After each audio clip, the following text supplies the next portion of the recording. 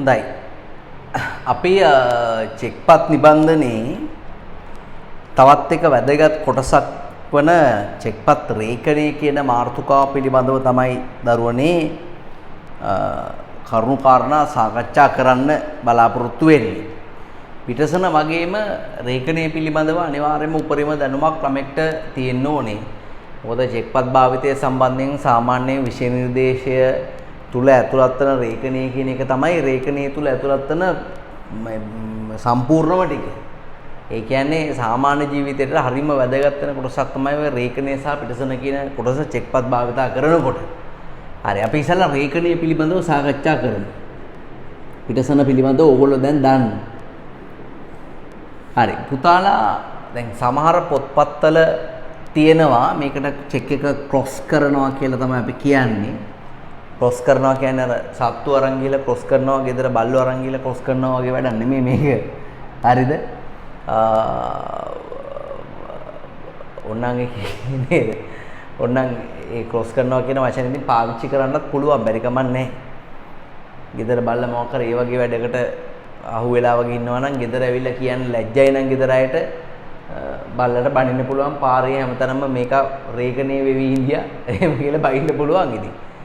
ඒ cross කිරිලයි මේ cross කිරිලයි දෙක. සමහර ගුරුවරු උගන්වනවා මේ රේඛනීය කරනවා කියලා කියන්නේ චෙක්පතේ මූණතේ සමාන්තර රේඛා දෙකක් අඳිනවා නම් ඒක රේඛනීය කියලා. ඒ වුණාට සමාන්තර රේඛා නැතුවත් රේඛනීය කරන්න පුළුවන්. හරි සමාන්තර රේඛා දෙකක් ඇඳීම රේඛනීය නම් සමාන්තර රේඛා දෙකක් නැතුව කරන රේඛනයට රේඛනීය කියලා කියන්න බෑනේ. ඒ නිසා සමාන්තර රේඛා දෙකක් ඇඳීම රේඛනීයයි කියන එක වැරදි. ඒක වැරදි. රේඛනීය කියලා කියන්නේ හරි බැංකු කවුන්ටරයෙන් හරි බැංකු කවුන්ටරයෙන් මුදල් ලබාගත නොහැකි වන අයුරින් හරි බැංකු කවුන්ටරෙන් මුදල් ලබාගත නොහැකි වන අයුරින් චෙක්පතක් අනකරනවා නම් අපි ඒකට කියනවා රේඛනයක් කියලා. ඒ කියන්නේ කවුන්ටරෙන් ශනිකව සල්ලි ගන්න බෑ. ඒ කියන්නේ අනිවාර්යයෙන්ම රේඛනය කරපු චෙක්පතක් ගිණුමකට බැර කරන්න ඕන. හැම ගිණුමකටම බැර කරන්න බෑ. ජංගම ගිණුමකට පමණයි පුතා මේක බැර කරන්න පුළුවන් වෙන්නේ.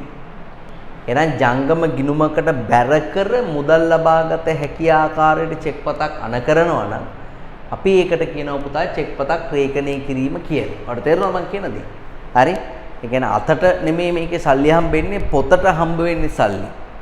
හරි අතට ගන්න බෑ පොතට තමයි අනිවාර්යයෙන්ම ගන්න පුළුවන් වෙන්නේ. තේරෙනවද මම කියන දේ පුතේ? හරි? ඔන්න ඕකයි රේඛනයේ තියෙන අදහස වෙන්නේ. හරි? එතකොට රේඛනයේ චෙක්පතක් රේඛනය කරන්න පුළුවන් ප්‍රධාන ආකාර දෙකක් තියෙනවා. ඇයි චෙක්පත් රේඛනය කරන්නේ? ඇයි රේඛනය කරන්නේ? රේඛනය කිරීම තුළින් කවුන්ටරේ මුදල් දෙන්නේ නැහැ. අනිවාර්යෙන් ගිණුමකට තමයි බැර වෙන්නේ. ඒ ගිණුමකට බැරවීම චෙක්පත දුන්න වෙලාවෙදිම වෙන්නේත් නැහැ. සාමාන්‍යයෙන් ඕකට දවස් දෙකක් විතර යනවා. එතකොට දවස් දෙකක් යනවා කියන එකේ තේරුම තමයි මොකක් හරි වංචාවක් මොකක් හරි ගෙවීමක් ප්‍රමාද කරන්නේ අපිට අවශ්‍යතාවය තියෙනවා නම් රේඛනයක් දාලා දෙන එක වඩා යෝග්‍යයි. දැන් ඔයා හිතන්නකො මෙහෙම දැන් මම කාටද ගෙවීමක් කරන්න තියෙනවා. හරි මම ණයට සල්ලි වගේක් ලක්ෂයක් අරගෙන මම ඒ ලක්ෂය ගෙවන්න තියෙනවා. ඒ ගෙවන්න තියෙන දවසේදී සල්ලි වල අයිතිකාරය ඇවිල්ලා මගෙන් සල්ලි ඉල්ලනවා. කෝ ඒ ලක්ෂයකෝ මේ මට ඒක ඕනේ අරක මේක කියලා ඉල්ලනවා. එහෙම ඉල්ලුවාම එම සල්ලි ඉල්ලුවාම පුතාලා මේ ඉතින් මට දෙන්න අපිට මගේ ජංගම ගිණුමේ සල්ලි නැහැ කියලා හැබැයි දවසකට පස්සේ සල්ලි වැටෙන්න තියෙනවා. මගේ පඩිය ජංගම ගිණුමට වැටෙන්න තියෙනවා. නමුත් මෙයාට මම චෙක් එකක් දීලා යවන්න ඕනේ. අන්න ඒ වගේ වෙලාවට එයාට මම චෙක් එකක් දීලා ක්‍රොස් කරලා යවනවා. මේ රේඛනය කරලා යවනවා. රේඛනය කරලා යවුවාම දැන් අද නම් අපි ටුඩේ කියලා හිතමු ටුඩේ and another day. හරි? Today and another day. ඒ කියන්නේ අදයි තව එක දවසකුයි දවස් දෙකක් ගිහිල්ලා තමයි මෙයාගේ account එකට මේ සල්ලි ටික වැටෙන්නේ.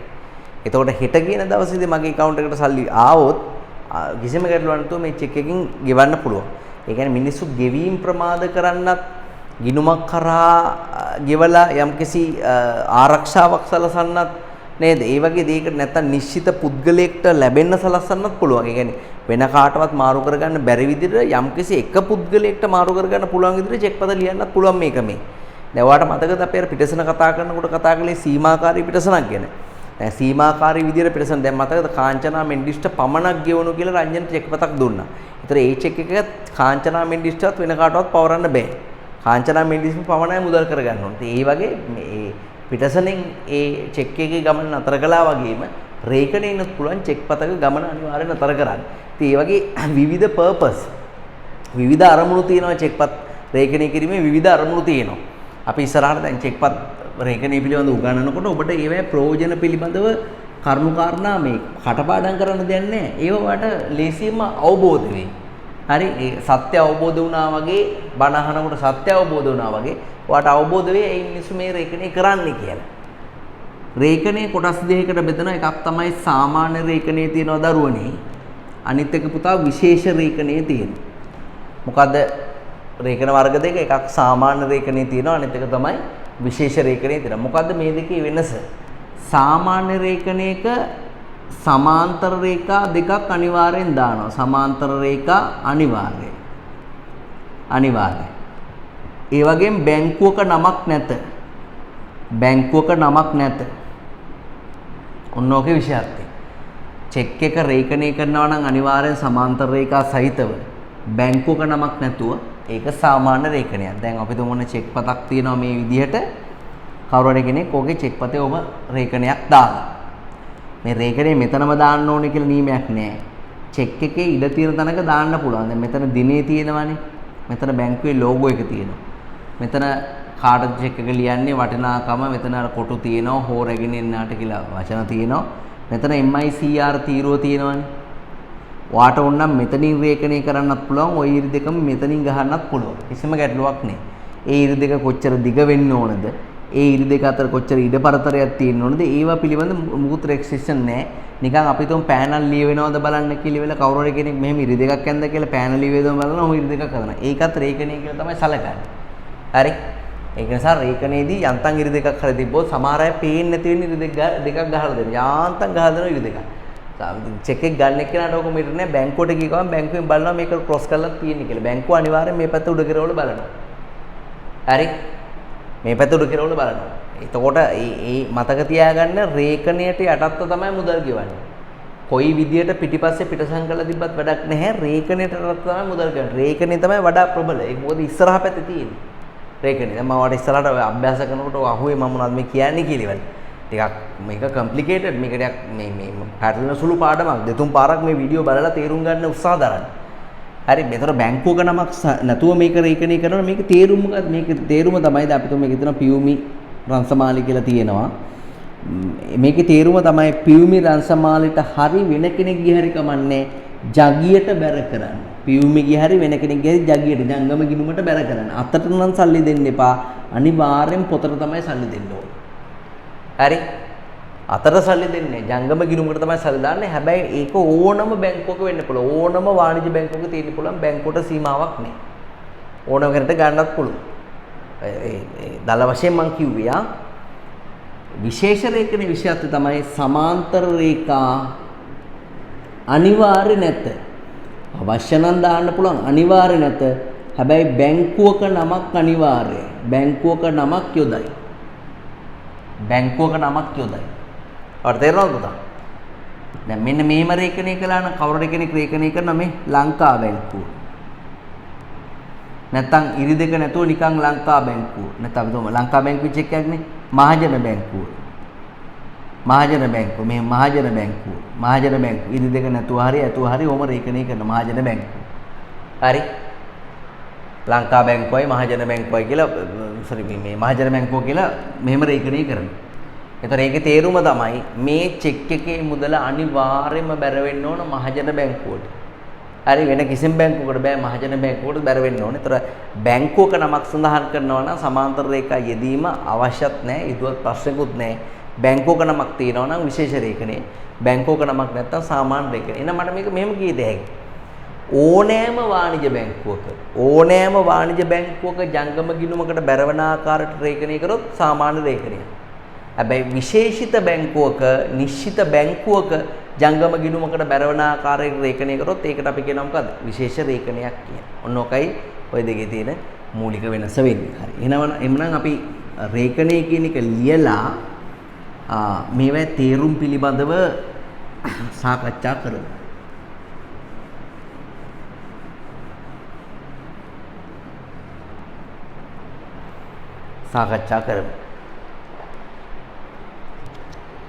හරි පුතාලා පෙන්නන්න පිටු අංක 16 චෙක් පත්‍රයකනේ මෙම ලියන්නේ බැංකු කවුන්ටරයෙන්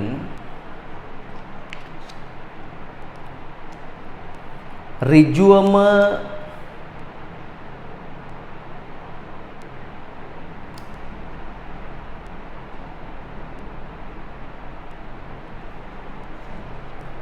මුදල් ලබාගත නොහැකි ආකාරයට බැංකු කවුන්ටරයෙන්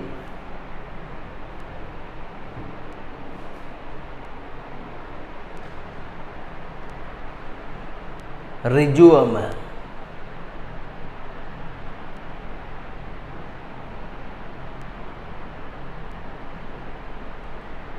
මුදල් ලබාගත නොහැකි ආකාරයට එනම්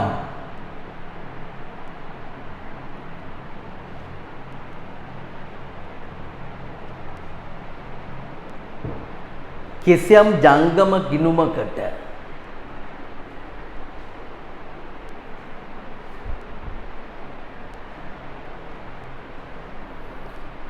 ජංගම ගිණුමකට බැර කර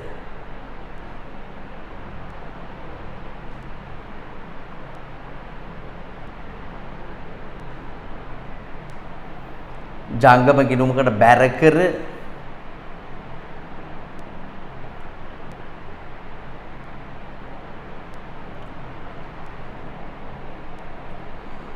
මුදල් ලබාගත හැකිවන අයුරින්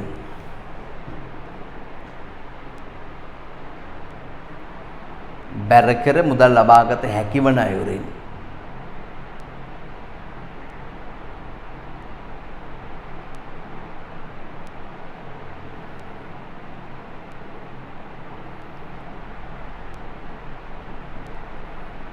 මුදල් ලබාගත හැකිවන අයුරින් චෙක්පත අනකිරීමයි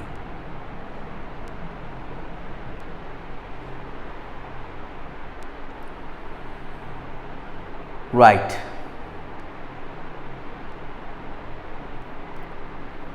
හරි බලන්න මෙවැනි චෙක් පතක රේඛනයේ ප්‍රධාන අරමුණ වන්නේ චෙක් පතට ඉහළ ආරක්ෂාවක් සැපයීමයි. ඉරි ගහ ගන්න ඉහළ ආරක්ෂාවක් සැපයීමයි. මෙවැනි චෙක් පතකට මුදල් ලබාගත හැකි ගිණුමකට බැර කිරීමෙන් පමණි. හයිලයිට් කරගන්න ගිණුමකට බැර කිරීමෙන් පමණි. right ප්‍රධාන රේඛන වර්ග දෙකක් තියෙනවා. එකක් තමයි සාමාන්‍ය රේඛනය අනිත් එක තමයි විශේෂ රේඛනය. ඉරි ගහ ගන්න සාමාන්‍ය රේඛනය විශේෂ රේඛනය highlight කරගන්න. හරි පුතාලා සාමාන්‍ය රේඛනය කියන්නේ මොකද්ද කියලා මෙහෙම ලියන්න. ඕනෑම වාණිජ්‍ය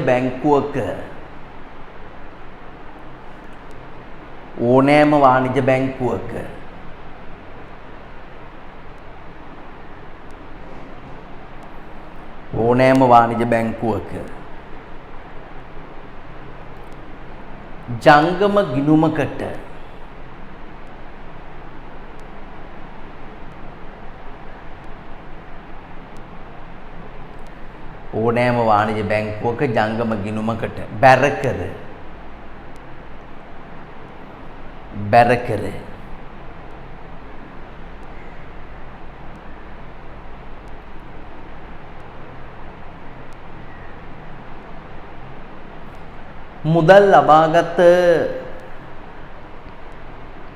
බැර කර මුදල් ලබාගත හැකිවන ආකාරයට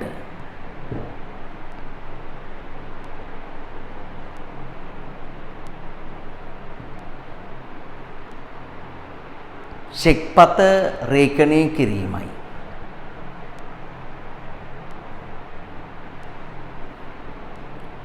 එනම් මෙවැනි රේඛනයක්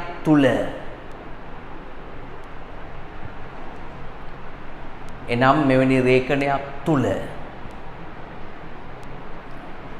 බැංකුවක නමක් සඳහන් නොවේ. බැංකුවක නමක් සඳහන් නොවේ.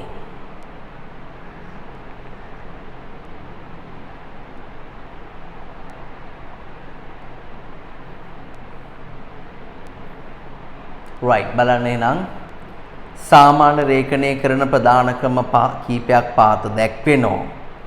හරි. ඔය තියෙන්නේ ප්‍රධාන ක්‍රම කීපයක්. ඒවායේ තේරුම පිළිබඳව අපි චුට්ටක් බලමු. ඒවා විභාගෙදී එනවා. දැන් විශේෂයෙන්ම ඔය බැංකුවක රස්සාවක් එහෙම කරනවා නම් ඔයාට නිතර දෙවෙලේ මේ වගේ චෙක්පත් මුණ ගැහෙනවා පුතා. එතකොට මේ රේඛනයේ අර්ථය දැන ගැනීම කියන එක හරි වැදගත්. දැන් පළවෙනි එක තමයි නිතරම චෙක්පත් වල දෙනවා මේ වගේ ඉරි දෙකක්. නිකම්ම ඉරි දෙකක් තියෙනවා. ඒකේ තේරුම තමයි මොකද්ද?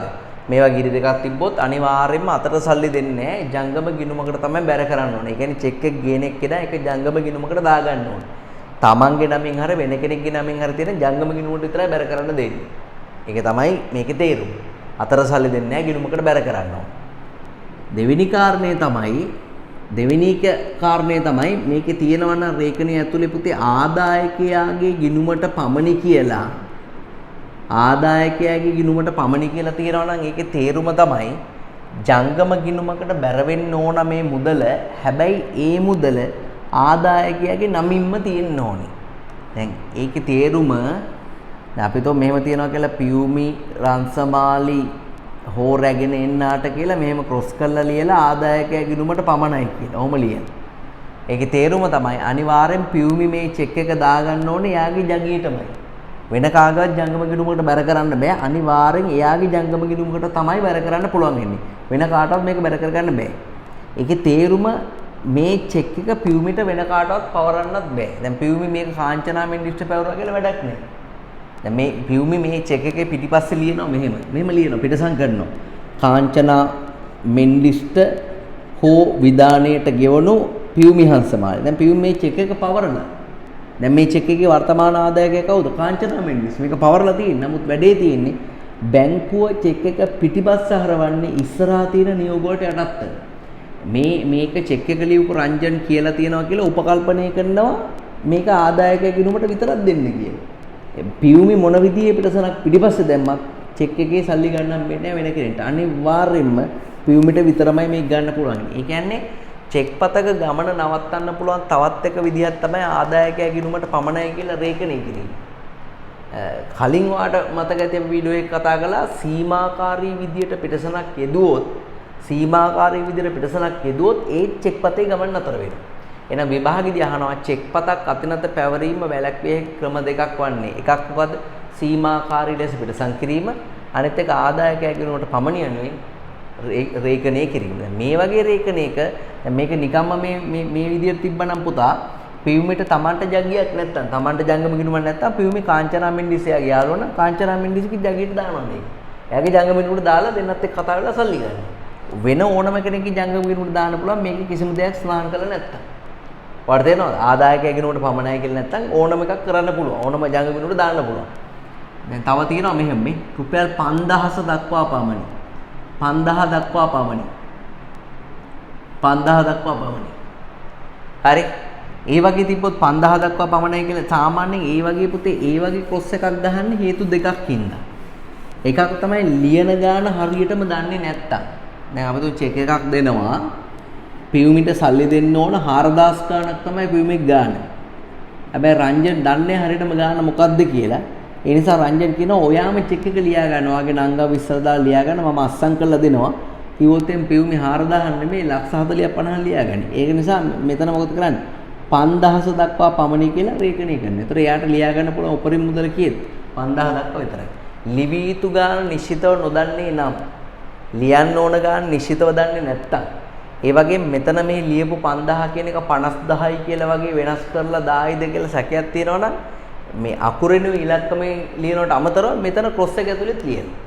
ඒතර තැන් තුනක් වෙනස් කරනවා. දැන් තුනක් වෙනස් කරනකොට පොඩි අනිවාර්යෙන් පොඩි තියෙනවා මේ එක තැනක් හරි වෙනසක් දකින්නවානේ. එතකොට බැංකුවට සැකයක් තුනක් බැංකුව ගෙවන්නේ. ඔයාලට දැනෙනවා චෙක් පතේ ඒ කියන්නේ ලිවිය යුතු ගාන නිශ්චිතව දන්නෙත් නැත්තම්. හරි?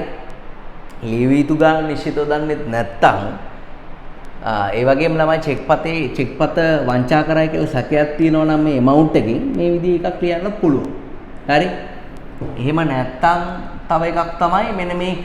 මේක ඊටාම වෙනස් මේ රේඛනයක්. ගනුදෙනු කළ නොහැක. ගනුදෙනු කළ නොහැක යනුවෙන් රේඛනය කරන. ඊටාම වැදගත්. ගනුදෙනු කළ නොහැක කියලා රේඛනය කරනවා. දැන් සමහර අය හිතනවා ගනුදෙනු කළ නොහැක කියලා රේඛනය කරාම මේකේ තේරුම තමයි මේ චෙක් එක වෙන කාටවත් පවරන්න බෑ කියන එක කියන්නේ. ඒ කියන්නේ අපිට එකපාරට ඔලුවට යන අර්ථය වෙන්නේ නේද? ගනුදෙනු කළ නොහැක කියලා රේඛනය කරාම අපිට හිතනවා මේ චෙක් එක වෙන කායකවත් ගනුදෙනු කරන්න බෑ කියලා. ඒක තමයි අපිට හිතන දේ. දරුවනේ ඔක මෙහෙමයි. ඔගේ තේරුම මෙහෙමයි.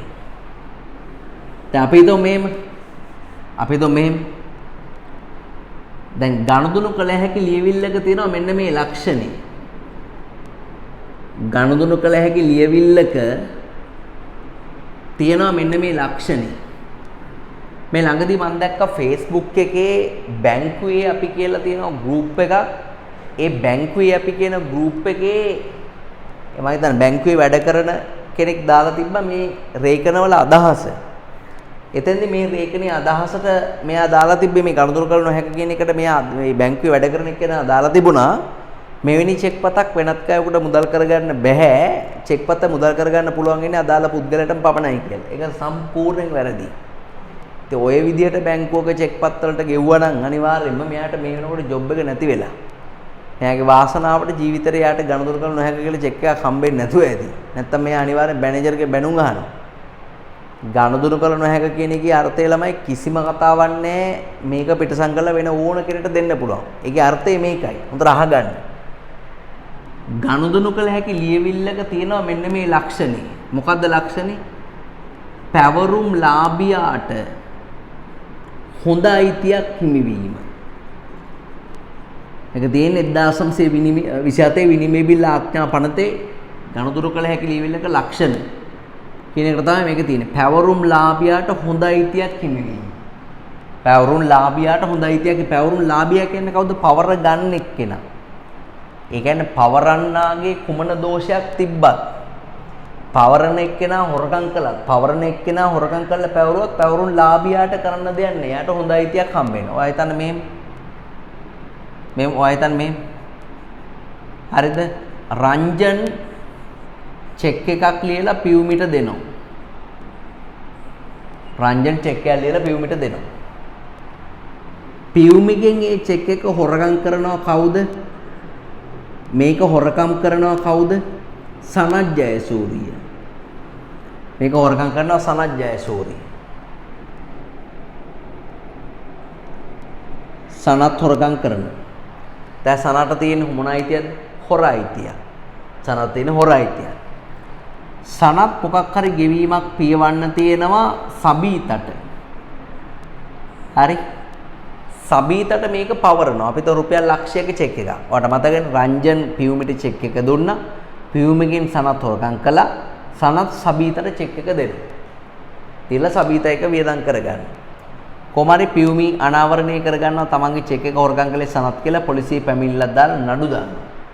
නඩු දැම්මට පස්සේ සනත්ගෙන් අහනවා කෝ ඒ චෙක් එකේ සල්ලි කියලා. එයා කියනවා සබීතට දුන්නා කියලා. සබීතගෙන් අහන්නේ උසාවියේ කෝ ඒ සල්ලි කියලා. ඒකට හේතුව තමයි සනත් සබීතට චෙක් එක දීලා තින්නේ මොනවා හරි එයා ඒ දෙන්නගේ ගනුදෙනුවක්. ඒක වැඩක් නැහැ. ඒක උසාවියට වැඩක් නැහැ. ඒ දෙන්නගේ ගනුදෙනුවක්. ඒක සබීත මේ සිද්ධියෙන් අනිවාර්යෙන් නිදහස් වෙනවා. මෙයා තමයි අන්තිම පැවරුම් ලාභියා. හොරකම කළේ මෙයා. මෙයා එකටවත් කියන්න ඕනේ නැහැ. මෙයා එක දන්නෙත් නැහැනේ. මෙයාක දන්නෙත් නැහැ. හොරකම කළේ මෙයා. අනිවාර්යෙන් මෙයාට ඒ සල්ලි ගෙවන්නවා නැත්නම් මෙයාට ඉරියන්න වෙනවා. මේ පැවරුම් ලාභියාට මේ පවරන්නාගේ තිබූ අයිතියේ දෝෂයක් බලපෑමකින් තොරව ඒ කියන්නේ සනට්ට තිබූ හොර අයිතිය කියන එක සබීතට එන්නේ නැහැ. ඒක තමයි පැවරුම් ලාභියාට හොඳ අයිතියක් හිමිවීම කියලා කියන්නේ. ඒක තමයි ගනුදෙනු කලයේ ලියවිල්ලක ලක්ෂණ. ඔයාලට තේරෙනවද පුතේ? පැවරුම් ලාභියාට හොඳ අයිතියක් හිමිවීම. හරි? නමුත් යම් කිසි අවස්ථාවක යම් චෙක් පතක ගනුදෙනු කළ නොහැක කියලා රේඛනය කරලා තිබුණොත් හරි යම් කිසි අවස්ථාවක යම් චෙක් පතක ගනුදෙනු කළ නොහැක කියලා රේඛනය කරලා තිබුණොත් මෙන්න මේ රීතිය කඩ වෙනවා. මෙන්න මේ රීතිය කඩ වෙනවා. මේ රීතිය කඩ වෙලා ඒ වෙනුවට එනවා මෙන්න මේ රීතිය. මේ ඔක්කොම තියෙන්නේ විනිමය බිල් ආඥාපනතේ. හරි? මොකද ඒ රීතිය? පවරන්නාගේ අයිතියම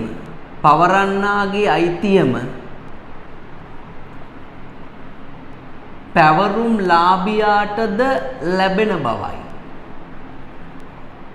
ඔයාලට තේරෙනවද?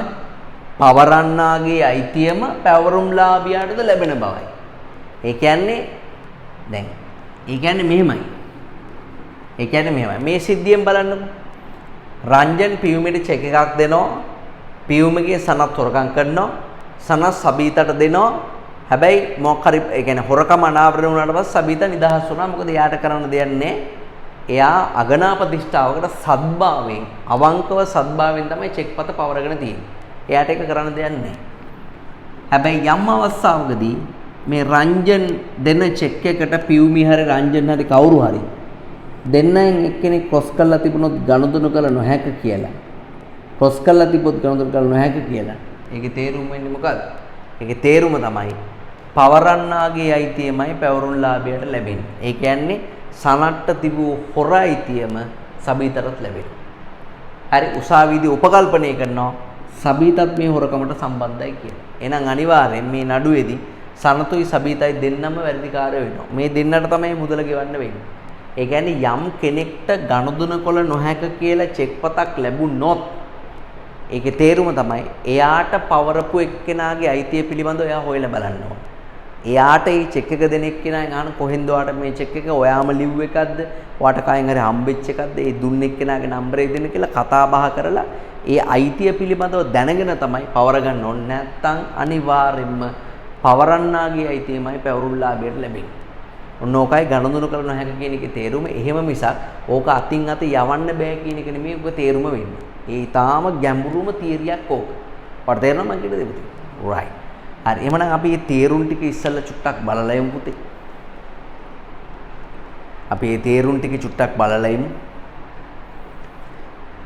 සාමාන්‍ය රේඛනය කරන ප්‍රධාන ක්‍රම කීපයක් පහත දැක්වෙනවා. හරි. බලන්න පළවෙනි එකේ තේරුම දාලා දෙන මෙම රේඛනයෙන් අදහස් කරන්නේ එම චෙක් පතේ සඳහන් මුදල බැංකු ගිණුමකට බැරවිය යුතු බවයි. එසේ වුවද මේ රේඛනයේ සැති චෙක් පතක් පිටසම් කිරීමෙන් වෙන පුද්ගලයෙකුට පවරන්න පුළුවන්. කිසිම ගැටලුවක් නැහැ. රේඛනය කරලා තියෙන චෙක් පතක් පිටසම් කරලා වෙන ඕන කෙනෙකුට පවරන්න පුළුවන්. 2 හා 3 කියලා තියෙනව නේද? ඒකේ 2 රෝම ඉලක්කම් 2 විතරක් තියාගන්න 3 කියන එක කපන්න.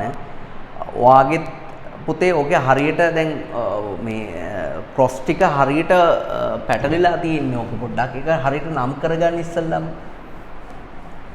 රූප සරහනේ ක්‍රොස් ටික හරියට නම් කරගන්න පොඩ්ඩක්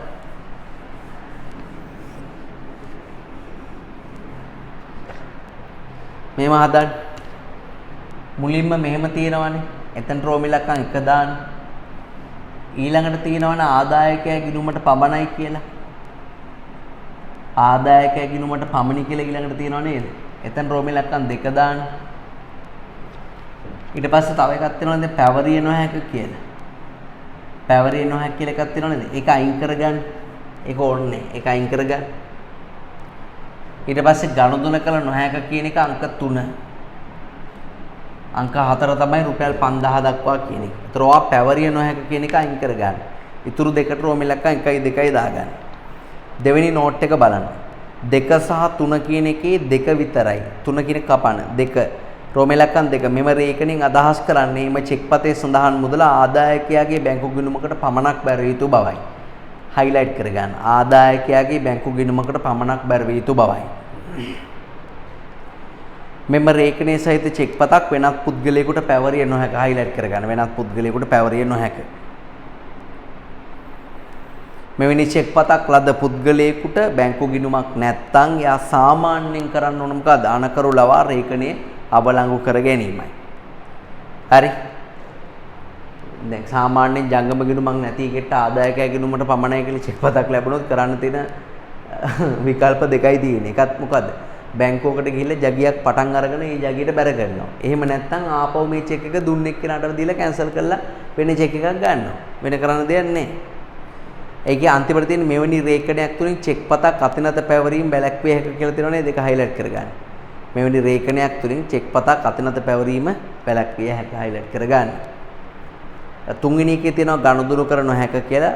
බලන්න ගනුදෙනු කළ නොහැකි යනුවෙන් අදහස් කළ චෙක් රේඛනයකට චෙක් පතක් පිටසංකර පහසුවෙන් වෙනත් අයෙකුට පැවරිය හැකියි හයිලයිට් කරගන්න. ගනුදෙනු කළ නොහැකි යනුවෙන් රේඛනය කරපු චෙක් පතක් පිටසංකර පහසුවෙන් වෙනත් ඕනම කෙනෙකුට පවරන්න පුළුවන්.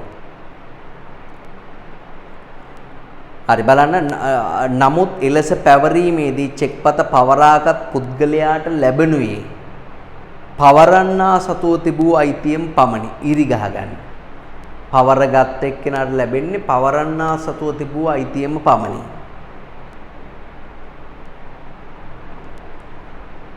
ඒ අනුව මෙවැනි චෙක්පතක් සොරකම් කළ පුද්ගලයෙක්ගෙන් තවත් කෙනෙක් චෙක්පතක් පවරා ගතහොත් එම පවරාගත් තැනැත්තාටද හොර අයිතියක් හම්බ වෙනවා. ඒ කියන්නේ හොරෙක්ගෙන් චෙක් පත ගත්තොත් තමනුත් හොරෙක් වෙනවා. එම නිසා මෙම යදුම සහිත චෙක් පතක් පවරා ගැනීමට පෙර පවරන්නාගේ අයිතියේ නීත්‍යානුකූලභාවය තහවුරු කර ගැනීම වැදගත්. හයිලයිට් කරගන්න. එම නිසා මෙම යදුම සහිත චෙක් පතක් පවරා ගැනීමට පෙර පවරන්නාගේ අයිතියේ නීත්‍යානුකූලභාවය තහවුරු කර ගැනීම වැදගත්.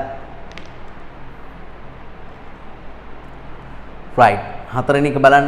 මේ රේඛනයෙන් දැක්වෙන්නේ සාමාන්‍ය රේඛනය කරන තවත් එක විදිහක්. ගෙවි යුතු මුදල නිශ්චිතව දන්නේ නැත්නම් මෙවැනි උපරිම සීමාවට යටත්ව චෙක්පත ඒ අල්ලන් ඉන්න එක්කනට ධාරකයටම ලියා ගන්න ඕන කෙනෙක්ට ලියා ගන්න පුළුවන් විදිහට අස්සම් කරලා දෙන්න පුළුවන්. හැබැයි උපරිමය කීයද ලියන්න ඕනි කියලා රේඛනය ඇතුලේ සඳහන් කරලා තියෙනවා. හරි. චෙක්පතේ සඳහන් මුදල ව්‍යාජ ලෙස වෙනස් කිරීම වැළැක්වීම සඳහා මේක මෙහෙම පාවිච්චි කරනවා. හරි. ඔන්න රේඛනය ගැන දැනගත යුතු උපරිම කාරණා තමයි පුතේ ඔයගොල්ලෝ ඔය මේ දැනගත්තා. හරි. ඊට පස්සේ විශේෂ රේඛනය කියන එකට යමු. ඔයා බලන්න පල්ලෙහා තියෙනවා විශේෂ රේඛනය කළා උදාහරණ හතරක්. පළවෙනි එකේ ලංකා බැංකුව. දෙවෙනි එකේ ඉරි දෙකත් එක්ක ලංකා බැංකුව. එකම තේරුම තියෙන්නේ. ඔයාට කැමති නම් ඉරි දෙක ගහත හැකි නැත්නම් නිකන් එත් හැකි. සමාන්තර රේඛාවේදීම අනිවාර්ය නෑ පුතා. සාමාන්‍ය රේඛනය වගේ අනිවාර්ය නෑ විශේෂ රේඛනය. හරි. ඔය පළවෙනි දෙකම ලංකා බැංකුවට බැර වෙන්න ඕනේ. දෙවෙනි එක ලංකා බැංකුවේ ගාල්ලේ කොටුවේ ශාඛාවට විතරයි බැලවෙන්න ඕනේ. තුන්වෙනි එක ලංකා බැංකුවේ හොරණ ශාඛාවට ඒ වගේ මේ ගිණුම ආදායකයාගේ නමින් තියෙන්නත් ඕනේ. විභාගෙදී යම්කිසි අභ්‍යාසයක් දුන්නොත් එහෙම උපරිම ආරක්ෂාව ලැබෙන පරිදි චෙක්පතක් ලියන්න කියලා අනිවාර්යෙන් ඔය හතරවෙනි එක තමයි පුතේ උපරිම ආරක්ෂාව කියලා කියන්නේ. ඒ කියන්නේ අදාළ ආදායකයා ගිණුමට පමණයි ඒකත් එයාගේ බැංකුවේ එයාගේ ගිණුම තියෙන ශාඛාවට විතරයි. ඉතින් ඔය වගේ රේඛනයක් සාමාන්‍යයෙන් කරලා දෙන්නේ චෙක් එක තැම්පත් කරන පුද්ගලයාම කරගන්නවා. අර රේඛනය කියන එක ඕන කෙනෙක්ට කරන්න පුළුවන්. චෙක් එක ලියන අනකරු එක කරන්න ඕන කියලා නීතියක් නැහැ. අතට ගන්න ඕන කෙනෙක්ට ක්‍රොස් එකක් ගහ ගන්න පුළුවන්. හරි රේඛනයක් කරගන්න පුළුවන්. ඉතින් මට චෙක් එකක් આવොත් නිකන් මේ රේඛනය කරපු නැති එකක් මම කෙලින්ම රේඛනය කළා මේ ලියා ගන්න කොමර්ෂල් බැංකුව හොරන ආදායකයා ගිණුවට පමණයි කියලා. ඒතර මගේ මේස උඩ උනත් ওই චෙක් එක පහසුවෙන් තියලා යන්න පුළුවන්. වෙන කවුරුත් තරංග ගියා කියලා වැඩක් නැහැ. තේරෙනවද මං කියන්නේ පුතේ? right බලන්න විශේෂ රේඛන එළියන්න මේ. සමාන්තර රේඛා සහිතව හෝ රහිතව සමාන්තර රේඛා සහිතව හෝ රහිතව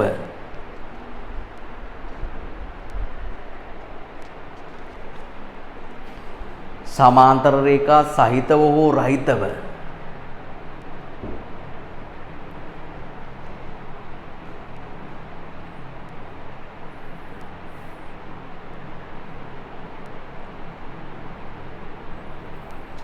සමාන්තර රේඛා රහිතව හෝ සහිතව හෝ රහිතව බැංකුවක නමක් සඳහන් කරමින්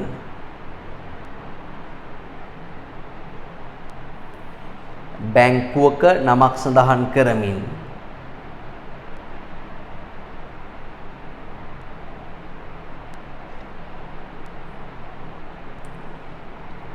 චෙක්පතක් රේඛනය කිරීමයි.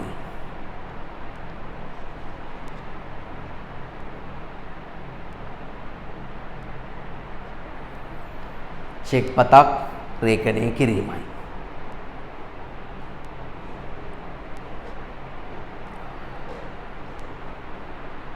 right. හරි. ඒතර මේ රේඛන වල අර්ථය පිළිබඳව අපි කතා කළා. ඒ හතරවෙනි එකේ රෝම ඉලක්කම් 4 තියෙනවනේ නෝට් පැහැදිලි කරපු එකේ මෙහි දැක්වෙන මුදල රැස් කළ හැක්කේ ලංකා බැංකුවේ හොරණ ශාඛාවේ චෙක් පතේ නම සඳහන් ආදායකයේ ගිණුමට පමණකි කියලා.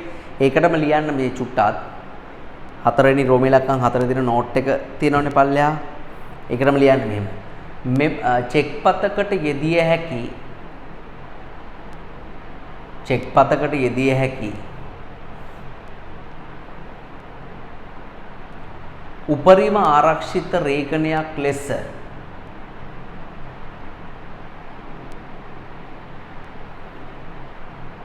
උපරිම ආරක්ෂිත රේඛනයක් ලෙස මෙය හැඳින්විය හැක. මෙය හැඳින්විය හැක.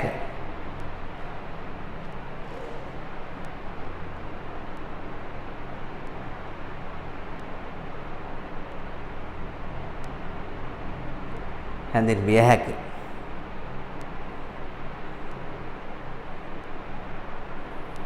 right. හරිද? හරි.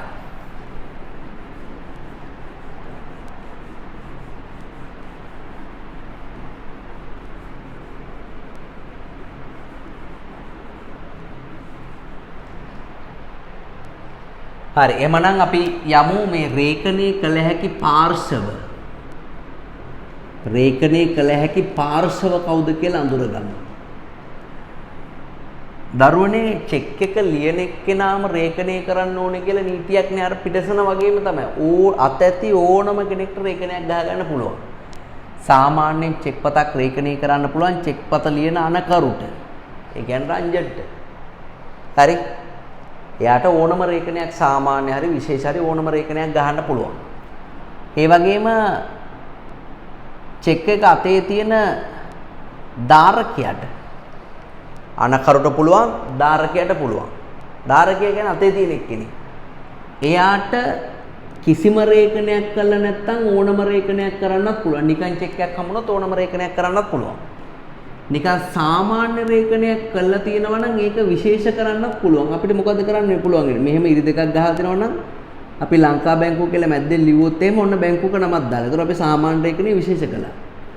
නැත්නම් අපිට ලැබෙනවා විශේෂ රේඛනයක් කළා ලංකා බැංකුව කියලා විශේෂ රේඛනය කළා. නැත්නම් අපිට ඉරි ගහන්න නැතුව නිකම්ම චෙක් එකේ දෙනවා මේ ලියලා අපිට මහජන බැංකුව කියලා රේඛනය කරලා දෙනවා. අපි උඩින් ලියා ගන්නවා ආදායකයාගේ ගිණුමට පමණි කියලා.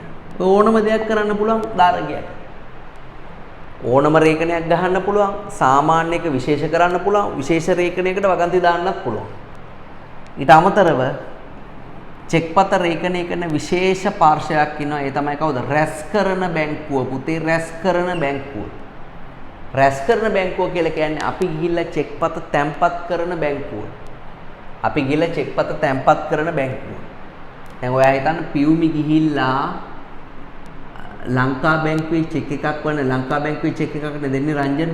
එයාගේ බැංකුව තියෙන්නේ හැට් නැෂනල් බැංකුව. ඒ කියන්නේ පියුමිගේ බැංකුව හැට් නැෂනල් බැංකුව. හැට් නැෂනල් බැංකුවේ මේ චෙක් එක තැන්පත් කරනවා. පොස් කරලා දීපු චෙක් එක තැන්පත් කරනවා. තැන්පත් කළාට පස්සේ බැංකුව මොකද කරන්නේ? චෙක් එකේ පිටිපස්ස හරවනවා. ඔයාට මතකද මං කිව්වා පිටිපස්ස තියෙනවා කියලා කෑලි දෙකක්. එකක් තමයි පිටසන සඳහා කියලා කෑල්ලක් තියෙනවා. අනිත් එක තමයි බැංකු රේඛනය සඳහා කියලා කෑල්ලක් තියෙනවා.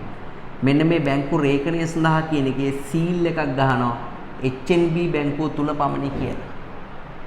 ඒගොල්ලෝ සීල් එකක් ගහනවා චෙක් එකේ පිටිපස්සේ HNB බැංකුව තුල පමණි කියලා සීල් එකක් ගන්නවා.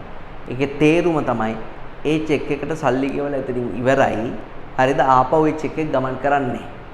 හරි. ඒ කියන්නේ බැංකුවෙන් එළියට ඒක අරන් යන්න බෑ. බැංකු රේඛන මුද්‍රාව ගැහුවා කියන එකේ තේරුම තමයි බැංකුවේ චෙක් එක බාර අරන් ඉවරයි කියන කාරණය. අපි ගහන රේඛනයයි බැංකුව ගහන රේඛනය අතර වෙනසක් තියෙනවා. අපි ගහන්නේ ඉස්සරහා. බැංකුව ගහන්නේ පිටිපස්සේ. අපි ගහන්නේ ගොඩක් වෙලාවට අතින්. බැංකුව ගහන්නේ සීල් එකකින්. අපි සාමාන්‍ය හෝ විශේෂ කියන දෙවිදියටම ගහනවා. හැබැයි බැංකුව ගහන්නේ අනිවාර්යෙන් බැංකුවේ නම දාලා. ඒ කියන්නේ මොකද්ද? විශේෂ රේඛනයක්. අපි ගැහුවොත් ඒ චෙක් එක ආපහු පවරන්න පුළුවන්. බැංකුව ගැහුවොත් අලියා ගැහුවා වගේ තමයි ඒක ආයි පවරන්න බෑ. එතනින් ඒකේ ගමන ඉවරයි. මේ වගේ වෙනස්කම් මේ දෙකේ තියෙනවා. ඒතර චෙක් පතක් රේඛනය කරන්න පුළුවන්, අනකරුට පුළුවන්, ධාරකයට පුළුවන්, රැස් කරන බැංකුවට පුළුවන්. ඔය පාර්ශව තුනටම චෙක් එක රේඛනය කරන්න පුළුවන් වුණාට රේඛනයක් හදිස්සියට හරි කැන්සල් කරන්න පුළුවන් වෙන්නේ කාටද? අනකරුට විතරයි. ඔයතන පියුමිට රංජන් චෙක් එකක් දෙනවා. පියුමිට වැරදිලා ඉරි දෙකක් වදිනවා. චෙක් එකේ වැරදිලා ඉරි දෙකක් වැදෙනවා. පියුමිට ඕනේ ඕක කැන්සල් කරන්න. එයාට කැන්සල් කරන්න බෑ. එයා අරන් යන්න ඕනේ කාට ගාවටද? රංජන් ගාවට. අරන් ගිහිල්ලා රංජන් චෙක් එකේ පිටිපස්සේ ලියන්න ඕනේ මොකද්ද? මෙහි රේඛනය අවලම් කරනලාද කියලා එයාගේ සම්පූර්ණ අස්තන් දාලා එයා විසින්ම චෙක් එක බැංකුවට ඉදිරිපත් කරන්නත් ඕනේ. හොඳම දේ තමයි මේ වගේ දෙයක් වුණොත් පියුමිට පුළුවන් ඔය චෙක් එක දීලා අලුත් චෙක් එකක් ගන්න. රංජන්ට පුළුවන් ඒ චෙක් එක එක්ක විනාශ කරන්න නැත්නම් එයා ලියලා යම්කිසි මුදලක් එයාට ගන්නත් පුළුවන්. කවුරු රේඛනය කළත් ඒක අවලං කරන්න බලය තියෙන කාටද? අනකරුට පමණයි. ඒකත් හොඳට මතක තියාගන්න. හරි. එහෙනම් අපි යමු රේඛනය කළ හැකි පාර්ශව කියන මාතෘකාවට යමු. රේඛනය කළ හැකි පාර්ශව බලන්න. අනකරු සාමාන්‍ය හෝ විශේෂ රේඛනයක් කරන්න පුළුවන්.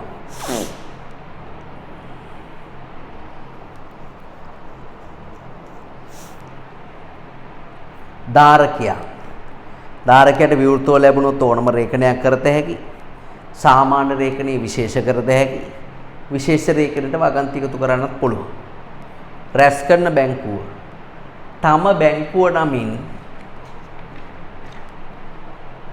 බැංකුව නමින් චෙක්පත පිටුපස තම බැංකුව නමින් චෙක්පත පිටුපස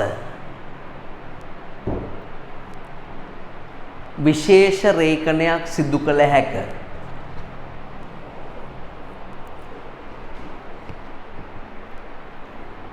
විශේෂ රේඛනයක් සිදු කළ හැක.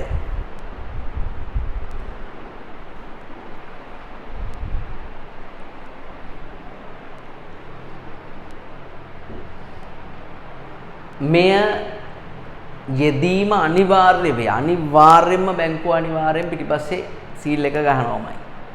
මේ යෙදීම අනිවාර්ය වේ. නැත්නම් නිෂ්කාශනය කරන්න බෑ. right. ඊට පස්සේ පුතාලා තරතුණක් දා ගන්න රේඛනය කිරීමෙන් ලබාගත හැකි වාසිවලට. වාසියක් තියෙන හින්දා තමයි රේඛනය කරන්නේ. රේඛනය කිරීමෙන් ලබාගත හැකි වාසි.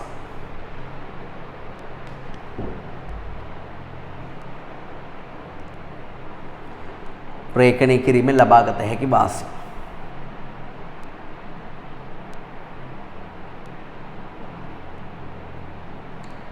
දැන් ඔයා දන්නවා මේ ආදායකයා ගිණුමට පමණයි කියලා රේඛනය කරාම නිශ්චිත පුද්ගලයෙක්ටම ලැබෙන්න සලස්සන්න පුළුවන්.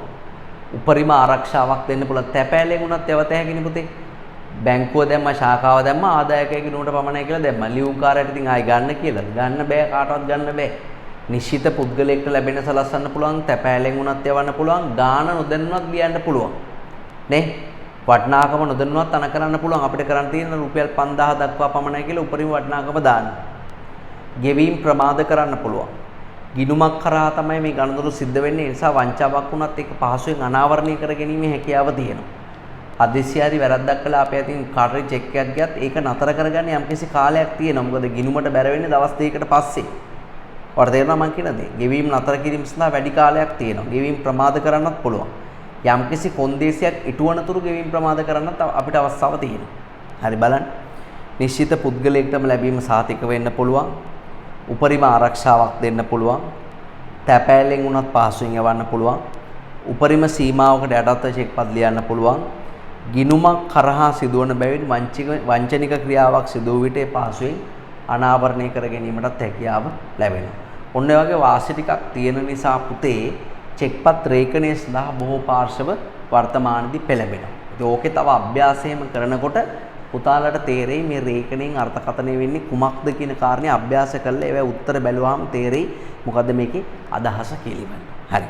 එම්නම් අපි ඊළඟ වීඩියෝ සෙෂන් එකේදී සාකච්ඡා කරමු නිබන්ධනයේ ඉතුරු කොටස් ටික. හරි. ආයුබෝවන්.